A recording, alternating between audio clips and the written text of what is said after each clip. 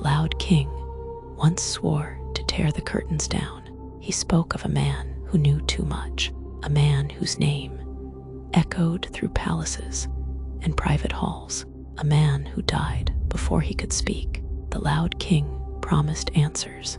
He said the list would come, the names would fall, the shadows would be dragged into light. The crowd believed him because hope is loud when truth is delayed. But time passed, files stayed sealed, questions stayed unanswered, and the silence grew heavier than the crime itself. The man was gone, but the network was never discussed.